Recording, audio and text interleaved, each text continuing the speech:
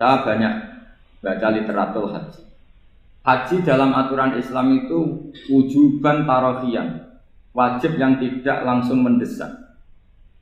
Kemudian semenjak ada fakta kita harus nunggu, daftar tunggu, itu kita sebagai ahli fikih itu gampang. Misalnya gini, saya umur 20 punya uang, sekarang berapa daftar? 25 juta ya.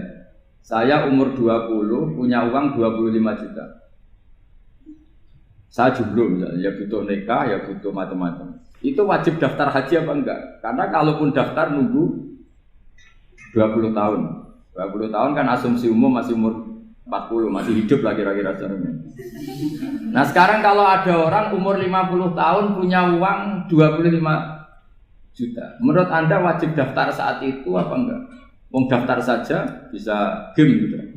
Dan kalau misalnya umur 50 ditambah 25 kan 75.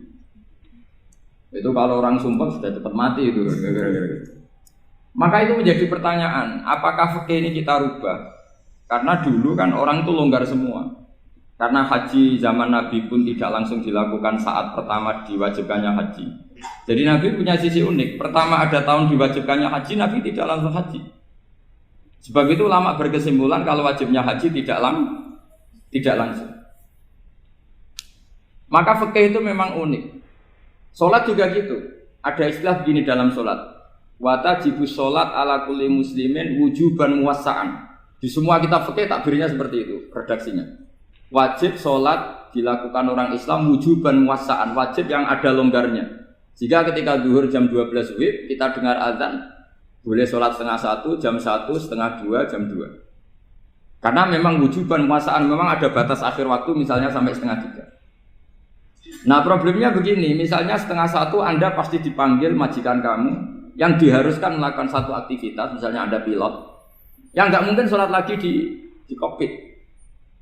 Apakah status wujuban muwassa'an, wajib yang longgar menjadi hilang karena setelah itu tidak ada kesempatan lagi sholat? Apa tetap kita sebagai ahli Islam yang agak balelo tapi alim, misalnya ya sudah tetap jadi pilot? Nanti kan ada aturannya sendiri, ada rukhsahnya sendiri, ada kemurahan sendiri ketika sudah jadi pilot. Misalnya sholat tanpa harus menghadap kiblat, sholat yang tetap di perjalanan. Kira-kira Anda kalau jadi ahli fikih pilih mana? Pilih harus sholat di depan, apa tetap memberi kelonggaran? Gak apa-apa, sholat sambil apa? Yuber, sambil pilotin apa pesawat. Anda pilih mana itu? Karena kalau konstitusi ilmu itu memang harus ada, dengan tanda kutip ya, memang harus ada nakalnya. Kalau nggak nakal malah gak sah. Memang unik ilmu itu. Karena ilmu itu kalau dipaksakan lurus terus, itu nanti malah bengkok karena menghilangkan rukhsahnya Allah, kemurahan Allah. Tapi kalau dipaksakan rukhsah terus, murah terus, nanti dianggap menyepelekan hukumnya Allah. Maka kita yang ahli fikih itu pusing. Misalnya saya sering ditanya, Gus saya ini supir bis, kan musafir terus, berarti saya boleh tidak puasa terus panjang Ramadan? Coba kalau ada jadi ahli fikih mesti bingung. Mau boleh, ya boleh terus supaya orang tidak peduli sama Ramadan. Mau mengatakan wajib puasa, kayak nggak peduli dengan kemurahan Allah yang membolehkan musafir tidak puasa. Coba loh, Anda jangan jadi ekstremis yang misalnya bantah tok protes tok ini kan.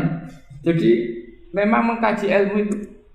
Ya makanya dengan tanda kutip itu harus ada nakal. Tapi nakal yang baik bukan nakal. Nakal itu kalau bahasa Jawa itu kan tidak harus dosa. Seperti anak kecil, menek-menek itu, tuh bocah kok nakal. Padahal anak kecil menek itu haram dah. Enggak kan? Malah orang tuanya yang bentak itu yang haram. Yang nakal betul ya ibunya yang bentak cerewet itu, karena ibunya orang yang sudah mukallaf, sudah tua, salah langkah yaitu Kalau anaknya naik meja itu ya sebetulnya bahasanya tidak nakal, lucu. Oh, jelas pinter conggo iso munggah meja, harusnya diapresiasi. Tapi rata-rata itu semua akal mecah gelas. Malah boe malah mecah tabungan. Bapaknya marah tukang nguras tabungan. Sebetulnya senakal-nakalnya anak kecil itu nakal orang tuanya, itu pasti. Karena ini sudah kena khitab, sementara anak-anak belum kena.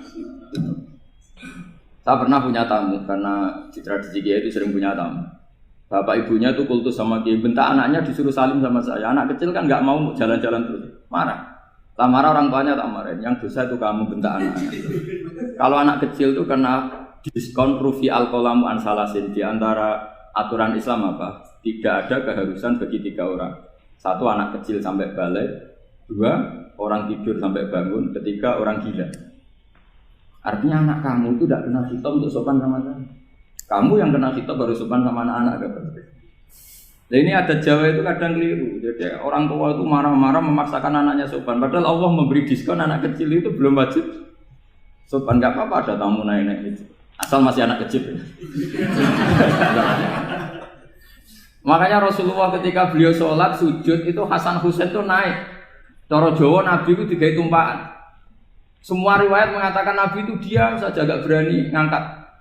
Sampai sahabat itu ada yang ngomong, ini Nabi sujud lama sekali ada apa? Jadi kita punya riwayat itu ya baru kayak sahabat yang agak nakal. Semuanya itu sujud, tapi bareng di atas rata-rata ada sahabat yang belakang ngomong, siapa tuh ini sujud kok lama? Barokahnya itu ditemukan riwayat, oh ono putune tuh. Karena Hasan itu naik di atas punggungnya apa? Nabi itu andai kan tidak ada yang ngomong, riwayat ini tidak ditemukan. Barokahnya ada yang ngomong itu mungkin. Kalau sekarang mungkin semua masjid melongok karena orang sekarang jarang yang khusyuk. Kalau dulu hanya satu yang di belakang. Setelah itu Nabi memberi penjelasan, saya tadi sebetulnya harus mengakhiri sujud saya sesuai aturan umum, tapi ada cucu saya tak biarkan sampai dia puas naik punggung saya, sehingga dia turun baru saya naik. Filosofinya apa? Begini, anak kecil satu tidak kena kitab, dua jangan sampai sholat itu jadi problem. Kalau Nabi nyentak Hasan membentak, putu ono bae sholat kok diganggu, maka sholat menjadi trauma. Gara-gara sholat bahasa bentak saya. Lama-lama anak ini trauma dengan sholat karena dianggap problem. Makanya saya termasuk kiai nggak berpendapat anak kecil nggak boleh di masjid. Sering kan anak kecil di masjid, ayo khutbah rame. Saya termasuk setuju tetap boleh. Kalau dibentak di masjid maka dia trauma dengan masjid. Mungkin ke masjid dibentak. Lagi pula kadang-kadang orang tuh gaya-gayaan tok. Wah, rame orang khutbah. Ramen nih, padahal kalau nggak diramein anak-anak malah udah tidur. Kita kan nggak bisa menjamin kalau perilaku kita lebih baik gitu. Mendingan kan anak-anak main di masjid timbang di karaoke kan. Jadi kan, lah ini masalahnya saya, ini fikih ya. Fikih itu wilayahnya, makanya jadi ahli fikih itu susah-susah gampang. Jangan hanya berpikir protes dengan ketentuan fikih, mengkaji yang sebanyak-banyaknya itu tadi. Misalnya Anda seorang supir permanen, supir bis terutama, kalau truk kan bisa liha-liha, kalau bis kan ada deadline-nya ya waktu, seperti bis jurusan Surabaya Semarang, saya kan sering naik bis jurusan Surabaya Semarang. Kadang-kadang supirnya melihat saya tanya, Gus saya ini supir, saya ini Ramadan itu gimana ya? Ya saya sudah ngerti setengah nakal, dan senengnya dijawab rasa poso ya saya tahu ya. Tapi masalahnya secara fikih kalau kamu mengharapkan kamu harus puasa terus. Kamu melanggar konstitusi ilmu, memang musafir punya diskon? Boleh? Tidak puasa. Pertanyaannya, bayarnya kapan? Nung Sawal ya nyupir lagi, Dzulqa'dah nyupir lagi, nanti sampai Ramadan ya. Nah terus, ya pas kamu cuti, biasanya cutinya pas sakit, boleh diskon lagi karena sakit. Coba. Nggak, andai kan Anda jadi ahli fikih milih zaman. Lo kalau orangnya soleh terus kayak ustadz di sini kayak dosen UI kan, masa dosen UI Universitas Islam nggak Islami kan nggak mungkin. Mungkin memilih poso kan. Masalahnya ini kan hukum untuk orang kebanyakan, nggak boleh hukum mosok gak kuat. Bu, sahur jam 3:30 ngombe vitamin pokoknya harus kuat. Itu udah hukum, itu saran. Hukum itu beda dengan saran. Hukum itu hanya berpijak musafir itu boleh store. Kalau saran memang boleh, ya usahakan kamu makan 3:30 pas fit, bir. Terus kalau nyumpir selesai jam 10, nanti istirahat. Memangnya majikan bisa ngatur jamnya? Itu fikih. Maka menjadi perdebatan, yang namanya pergi itu apa? Menurut Imam Syafi'i, pergi itu ya dari rumahnya ke tempat yang asing, yang tidak wilayahnya namanya pergi. Menurut Imam Ahmad bin Hanbal enggak? Pergi itu tidak kerja. Jadi orang yang supir yang seperti itu namanya tidak pergi tapi kerja. Tanyakan ke publik, misalnya jenengan ke UI, istri kamu atau suami kamu ditanya, istri kamu kemana? Kira-kira jawabnya bilang pergi jalan-jalan apa bilang kerja? Kerja. Makanya kata Imam Ahmad bin Hanbal, mudi musafar atau orang yang berprofesi, yang profesinya memang harus pergi, kayak traveling atau supir, maka itu namanya tidak pergi, namanya itu kerja.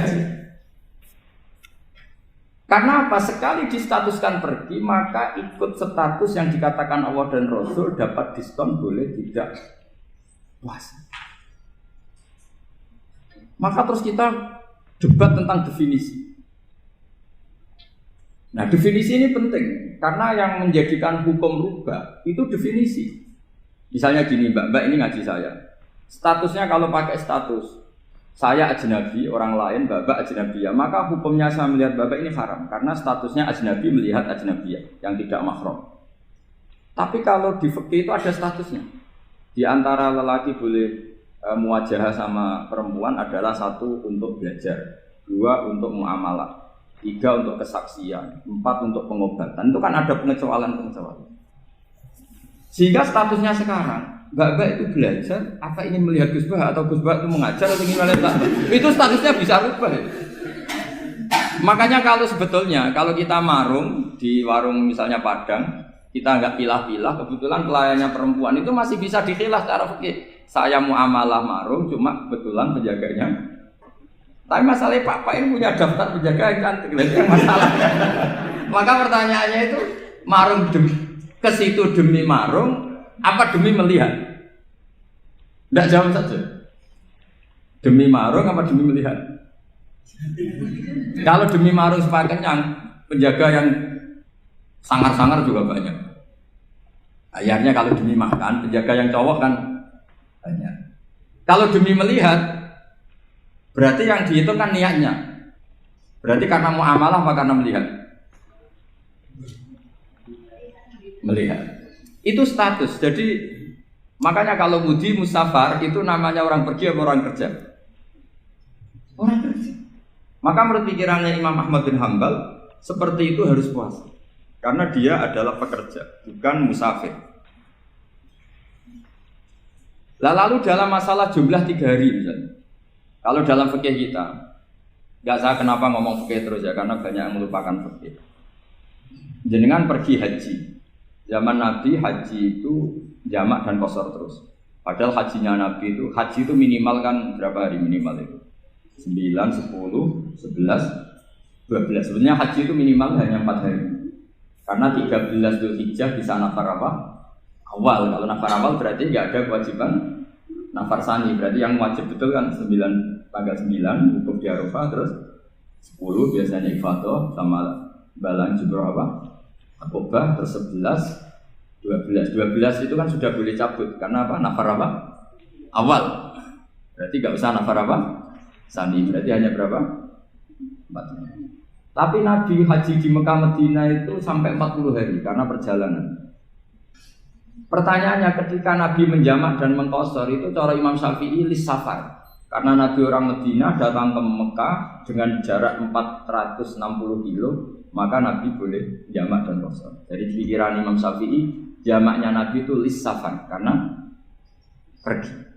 Cara pikiran Imam Malik enggak, jawabnya Nabi itu lin nusuk. Nabi menjamak sholat itu karena melakukan ibadah haji. Efeknya adalah orang Mekah kalau haji itu cara Imam Malik meskipun jaraknya dekat boleh apa? Boleh apa? Qashar, boleh jamak qashar.